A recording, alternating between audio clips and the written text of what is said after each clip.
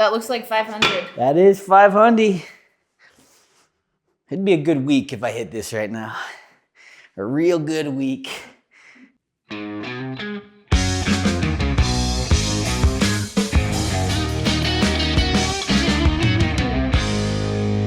Here we go.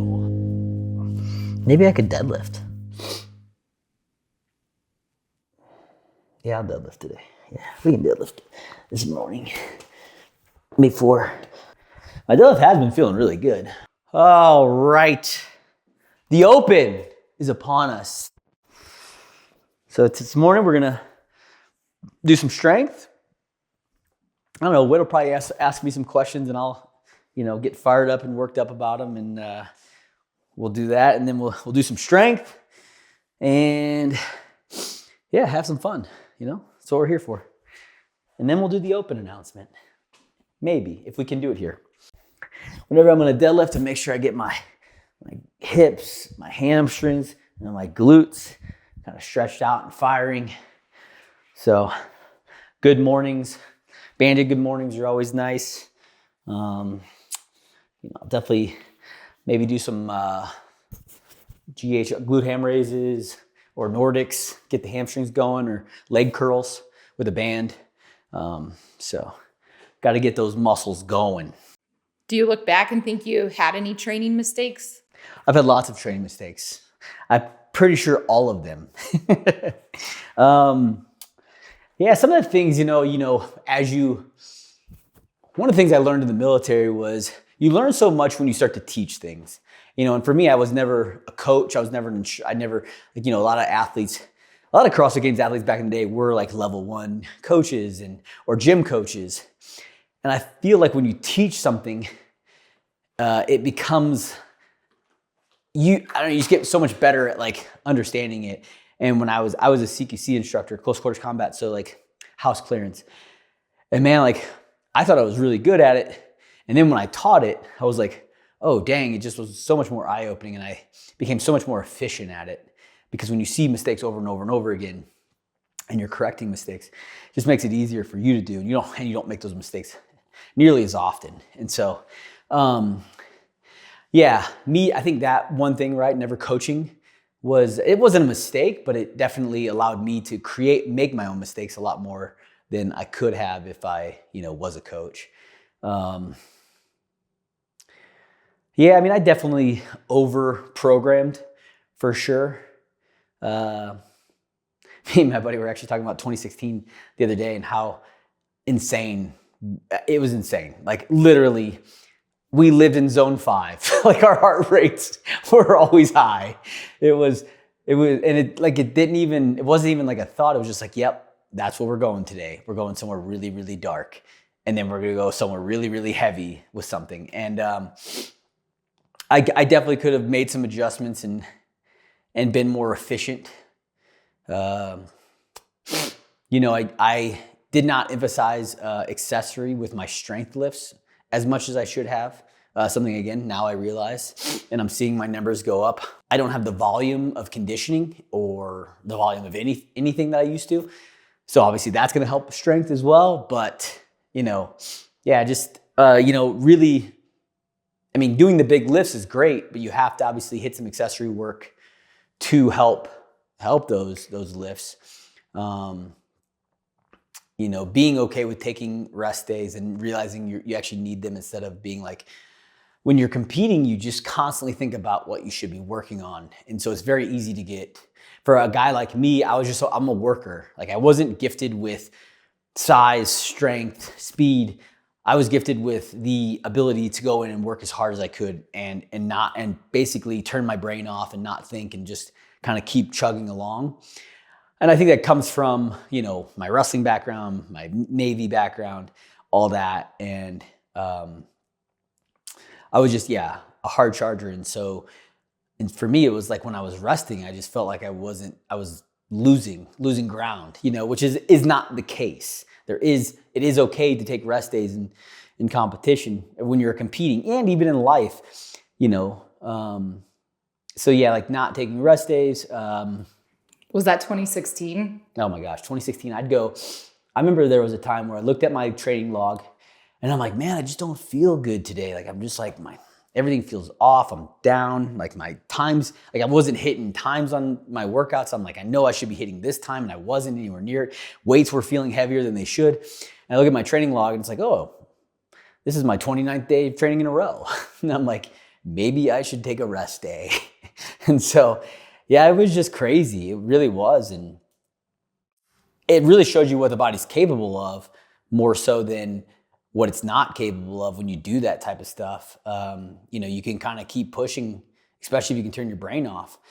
In a competition setting, it's not the smartest thing to do, right? Like we definitely need recovery to see our gains, actually, like what we're gaining out of it. So yeah, and then emphasizing different strength movements. I probably should have pushed more on. I was very good at pushing what I wasn't good at. I was very good at training my weaknesses. I'd never struggled with that. Like I did not care that I wasn't good at something. So I'm like, I wasn't going to shy away from it. And I was writing my own programming. So it wasn't like that. And sometimes people struggle with that. I did not struggle with that. Like I deadlifted a lot. And so, but I did neglect some of the stuff that I was good at because I was pushing my weaknesses so much that I kind of started to even not become good at or great at the things that I was like, oh, I don't need to train this that often. You still have to touch those things. And that's a struggle then too. So yeah, I had a lot of,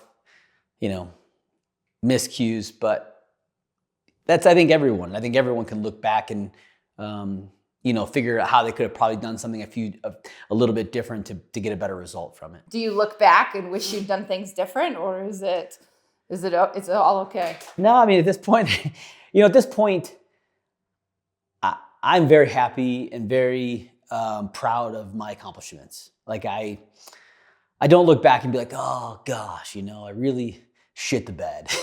I don't think that. I think, I try not to make the same mistakes. Or I basically, I used the things that I learned from, and I, pass them on to my sons and, try to help them or help other athletes on things that I could have done differently, but I don't dwell on them as like, oh, I was a failure. I don't look at my career as a failure. I never hit my ultimate goal of winning the CrossFit Games. But I don't look at it like a failure. I'm very proud of what I did. I did a lot with what I was able to do, right? With my schedule, being a SEAL still, dislocating my knee in 2012, coming back. I mean, actually, like there's a lot of things I'm really proud of that I did that, it's a lot of people don't even really understand or know, what I was going through or what, and just, it's not even me as an athlete. Like every athlete is typically going through some sort of adversity that we don't even know about, and so I've actually learned to, be proud of what I've accomplished in my life, where when I was in it, man, I was very hard on myself. I was my worst critic by a lot. So, but not anymore, I've definitely gotten past that stage in my life. But, I could have even been better than I was. And my running, and one thing I never focused on was sprinting at all. And I wish I would have trained that more. And what's funny is now I do because my kids are training it and I love it. And it's actually so much fun. Back in the day, I just hated it. What about the nutrition piece when you were training? Would you have done things different nutrition-wise? Oh my God. It's so hard. It's easy to say yes because I ate like a dumpster. Like I was a garbage can that basically, like I said the other day, on 2016, I woke up every single night and I probably ate 2 packets of Pop-Tarts and like down 2 huge glasses of whole milk. Like, because I would just be so hungry from the amount of calories we were expending. Like it was so hard to eat as much as we needed to, because basically you were working out, eating, or sleeping, and that was it. And it was wild. And yes, I could have eaten so much better than I did and been way better off. And I actually think in 2016, I did probably more damage than good, to be honest. Like there was nothing healthy about the way I was training, eating, or any of it, or sleeping. And And that comes with competitive sports sometimes, but I could have been a lot better about how the nutrition, the type of food. I mean, I was eating whatever I could get my hands on, and I was so tired from working out that I didn't want to cook myself. So it'd be like, I'd probably cook dinner. Dinner was like the only meal that I like basically ate kind of the same. I ate steak and a sweet potato. But back then it was like lunch was like wherever I could go to get a sandwich, like, and 2 or 3 of them. And then breakfast wasn't bad either. It was always like 4 eggs. But I was eating oatmeal back then, which I probably wouldn't eat now. You know, I would have done more honey, more fruit. You know, I would have probably eaten more meat with breakfast, and I would have been better off for it. I think I would have been stronger for it. I think that actually my protein intake was so much lower back then, and my carb intake was so much higher. And I could have been, and I think that's another reason why I'm getting a lot stronger now too, is because I'm eating so much more protein than I was. Like, I've never eaten this amount of protein before. I couldn't even look at that training anymore. And actually like contemplate trying to do something, like the amount of volume we were doing. Like every fucking day was all out. And every day was like, wake up, eat your breakfast, go train your face off, go take a nap, eat lunch, have another coffee, and then go train your face off again. And nothing was, like, zone 2 didn't even exist.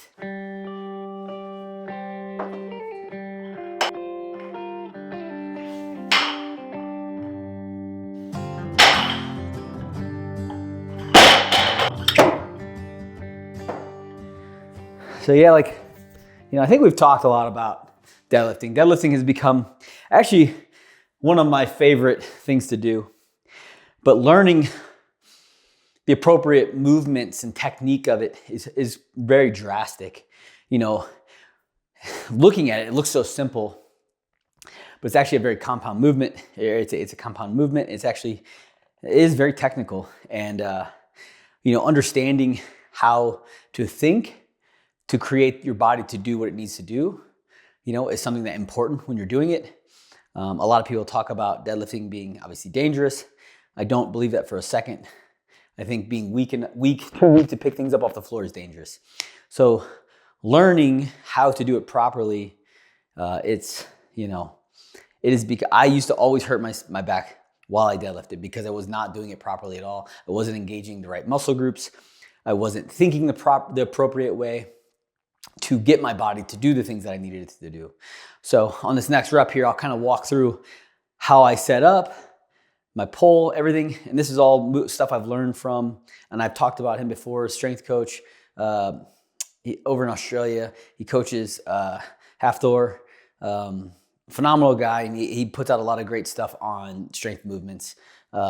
So watching some of his videos, even more recently than just picking up little things to do, and it just makes a drastic difference than just walking up to it and thinking just rip the bar off the ground. So as I'm walking up to this bar, I'm gonna try to get my shins pretty close to the bar, not touching, but, you know, maybe an inch behind. Only going to bend over as much as I need to get my hands on the bar. If I'm bending over way too much, right, now it's a little harder to get into the right position. But so basically, right, I'm already kind of bracing my core, my midline. So I'm putting air into my stomach, not just my lungs. Basically letting my arms hang and then moving down, pushing my butt back till I grab the bar. Now what you want to do is you want to pull the slack out of the bar, right? So you actually want to start pressing into the floor and getting that chest up, right? Getting my head high, almost like a neutral spine. And now as I'm pulling, as I go to start that pull, I'm not actually thinking pull the bar off the ground. I'm thinking press the floor, press my feet into the floor and it's going to make me stand up, right? It's going to engage my hamstrings, my glutes, low back. And you don't want to think pulling with your arms. Your arms should be loose and just gripping the bar, whether it's a mixed grip, a double overhand, or with straps, however you want to do it. I very much have become a person where I really like double overhand because less risk of a bicep tear. When you have that mixed grip, it's like 80% of the time if you do a bicep tear, it's the underhanded grip that's going to tear the bicep. And that's a nasty injury that I don't want to deal with. So if I can mitigate that risk, I'm going to go with double overhand. It does hurt the thumbs if you're doing a hook grip. By all means, use straps. Strongmen, powerlifters use straps, so whatever. But again, so I'm getting, right over the bar. Shin's probably like an inch and a half away from it. I'm only, again, bending down as far as I need to touch the bar. Pulling the slack out, which means I'm actually gonna kind of feel the weight, bracing, and then press to the floor.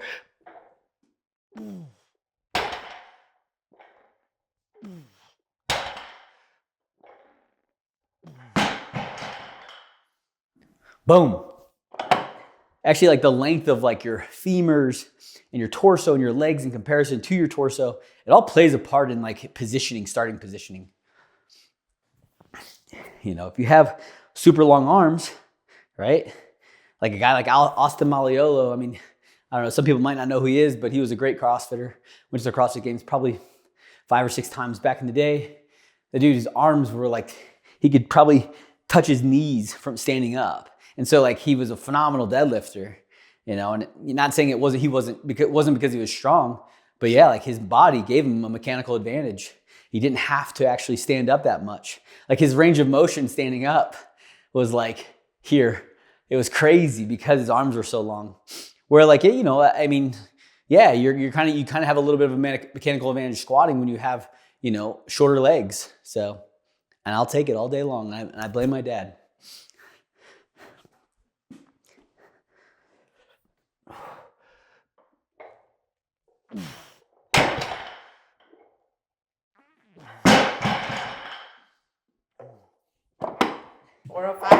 This used to be the weight that I was like, I hated. And when you got there, and for every lift, you have those weights where it's like, it's either gonna be a good day or it's gonna be a day I'm pissed off because I couldn't lift the weight I wanted to lift. It used to be 405. It's not 405 anymore. 405 goes up 99% of the time now. I don't think I've missed a 405 deadlift in a very long time. But, snatch, it was 225. Clean and jerk, it was 275. Squatting, it was like 405. Yeah, 405. It was 405 for squatting as well back in the day. But yeah, like every lift has that lift. Bench, it was like, I don't know. Back in the day, it was more, but than it is now, that's for sure. But yeah, you have all those weights that like, just like, it's almost like an intimidation thing. And it's where you get in your head. You start getting in your own head. It's not 405 anymore though for me. 405 is not intimidating. My son, the first time he hit 200 pounds, he actually thought it was 185. And I didn't tell him what it was, and he wasn't really paying attention as we were going up in weight, and he wasn't asking me. And I was like, yeah, come on, let's go hit this. And it was, it was like a 15-pound PR, and he hit it so easy. And I was like, bro, you just hit a 15-pound PR, you didn't even know it. He's like, oh, dude. And it was like, but that's the thing, is we get in our own brains so much, and we can actually cause way more harm than we realize. Like, believing that you can do something is such a drastic thing for people. And the moment you start to believe it, as corny as it sounds, like you can go and do it, right? I mean, look at how the first time, no one thought you could run a sub 4-minute mile. And then the year that someone broke the sub 4-minute mile, it was like 9 other people did it as well. It's like, oh, it's achievable now. And it's just believing in yourself. We were talking about training mistakes. Do you think that there were any mindset related training mistakes? Yeah, I think I allowed myself to be on social media too much towards the end of my career. And it really messed with my mind. Like not in the sense where I was like, oh, these people are so much better than me. It was more so like I was looking at it and I'd be like, I'd see someone doing something and I'd be like, oh, I want to do that. And then I would just go do it. Instead of like being like resting, and like it was almost like firing me up, watching other people work out. And then I'd go train some more when I was like, no, I probably should be resting. And I feel like that was a big mistake mentally that I allowed myself to get wrapped up in, and I should not have. I should have been like turning social media off, only posting stuff that I wanted to post and then like putting it away, So Yeah, I would recommend, if I was competing still, I think my last year I deleted I deleted any of my competition. I think guys and girls. I didn't follow any CrossFitters because I was like, I don't want to see this stuff because it's just gonna like make me go do something that I don't need to be doing probably. So it's not like you were comparing yourself. No, I wasn't comparing myself to like what they were doing. It was just getting me fired up to go train. Like I'm looking at people working out. I'm like, oh no, I should be doing that. I should be working out, and not like, oh, what they're doing is so great. Because I know what social media is, right? I know it's everyone's best days. And so it was just like, it would get me like fired up to go work out and I didn't need to. I shouldn't have been kind of thing. So it was like, yeah, I was like, oh, okay. I got to stop.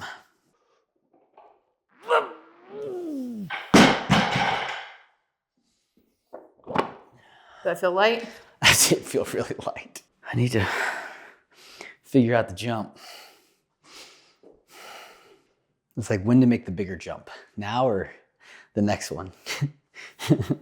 Let's go. Is that 480? Yes. Well, just watching, these strongmen and getting tips from them, like for CrossFit, it's always like short rest, go, more volume, at least that's when I was training, that's how I thought. And so it was always like, yeah, just up the intensity by lowering the rest. It's great. You'll get strong that way. Yeah, you can. But like, man, 1 rep max strength is just a little bit different. And when you listen to the guys who are the strongest in the world, who lift the heaviest weights, like, man, I was listening to Thor and another guy talk about deadlifting. He's like, we'll take 5 to 9 minutes between sets. I'm like, damn. Like I would, like that, and that's hard to stay focused that long. So yeah, very interesting. And I've, tried to implement it into my training. And it's definitely helped, with my squatting a lot. So very, very excited where that's going right now.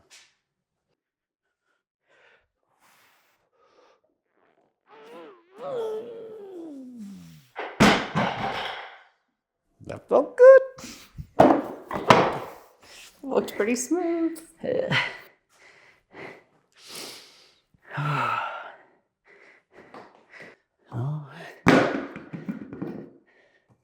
So you can see it all.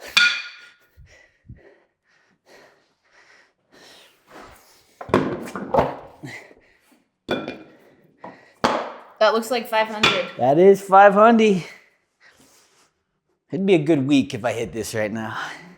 A real good week.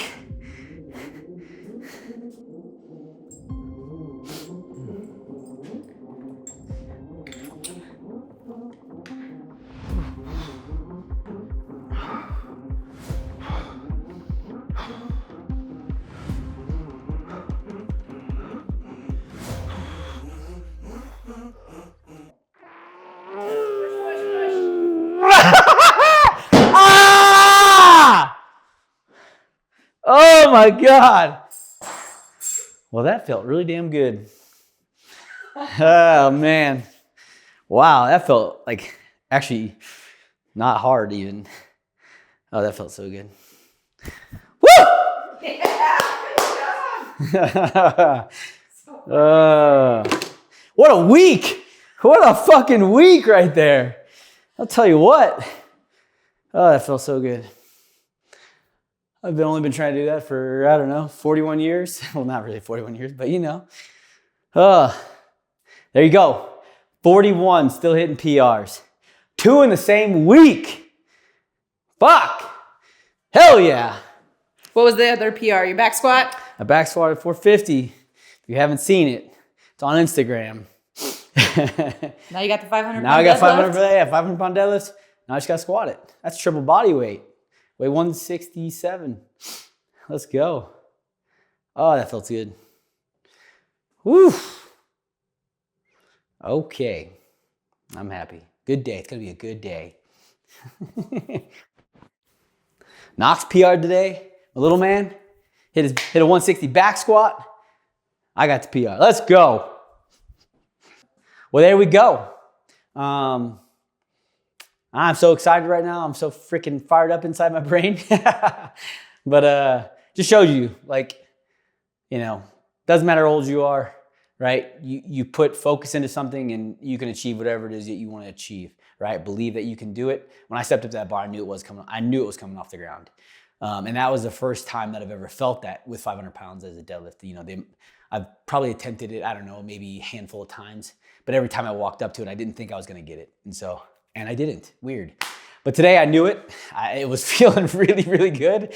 And so, there you go. So I hope you guys enjoyed that. Hope you guys got something out of it. Go out, try something awesome. Put your focus into something, put some intention into something, and go get whatever the hell you want to get. So hope you guys enjoyed it. Like, subscribe to the thing, and as always, don't forget to pay the man. Woo! Let's go.